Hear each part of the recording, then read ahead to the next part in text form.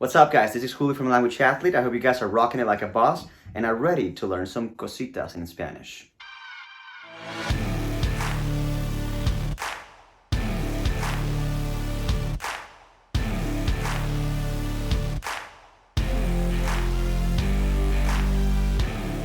Alright guys, today's in Spanish in a nutshell number, I'm just kidding, I don't know what number we are on, 1772, not 2. Alright guys, today's in Spanish in a nutshell, we're going to be focusing on something that is very important, that is pronunciation. Now, when it comes to speaking a language, of course grammar and vocabulary and all that is very important, but if I speak to you like this right now, you can understand what I'm saying, but it's definitely better and more credibility if I speak with a better accent. Although there are several things that we need to check when it comes to pronunciation, today we're going to focus on the letter R because that is one of the things that are the most obvious and more required by the students. Something very important to know is that the letter R has two different sounds in Spanish. One, the soft R, like Erika, and two, the strong R, like perro. Today, we're gonna focus on the soft R, and when I'm done with this group of videos for pronunciation, I'm gonna do another one, which is gonna be for the strong R. So first of all, guys, one thing you need to know is that that sound that I used earlier in the word Erika, you might think you don't use it often, but actually you have it in English. The first thing you have to do is to distinguish where you use it. For example, you use it in words like dada, daddy,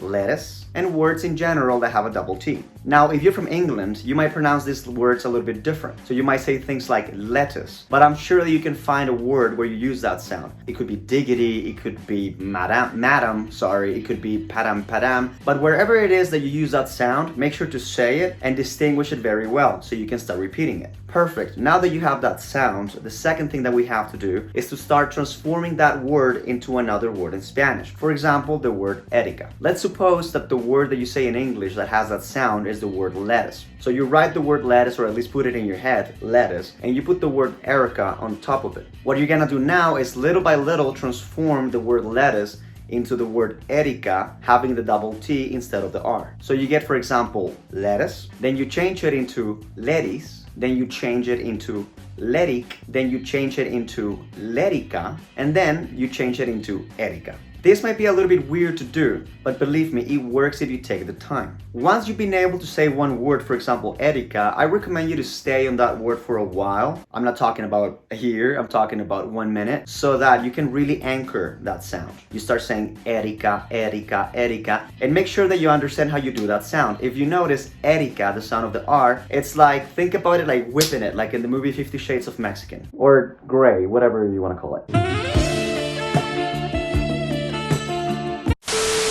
Once you got Erika solid, now what you want to do is start playing with that sound everywhere you want to. So you go ara, are, ari, aro, aru, and then era, ere, eri, so on and so forth. You do every permutation that you can. And once you got that solid, we move into step 2, which is using it in combination with other consonants. So you're gonna start, for example, with the letter B. You wanna say words like abra. Now that sound might be a little bit tricky because you don't really use it as much in English.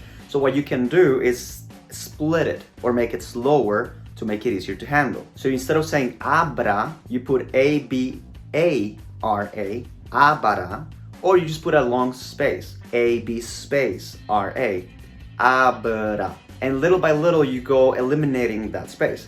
Abra, abra, abra, abra. Once you can do that very well, same deal, you mix it around. Abra, abre, abri, abro, abru, ebra, etc. You do it with the C, acra, adra with the D. The only exceptions to this will be the letters L, N, and S, because with those letters the R is very strong. Enr, alr, isr, enr. So we leave those for another video. So basically, guys, that will be it in a nutshell. I know that it seems like a lot of information, or like you cannot do it all in one video.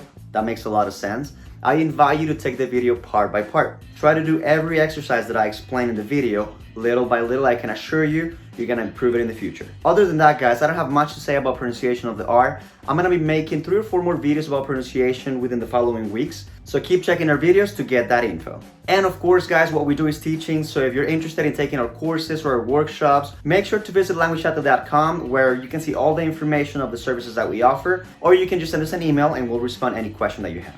Other than that, don't forget to have fun in your process and study like an athlete. Have a wonderful day.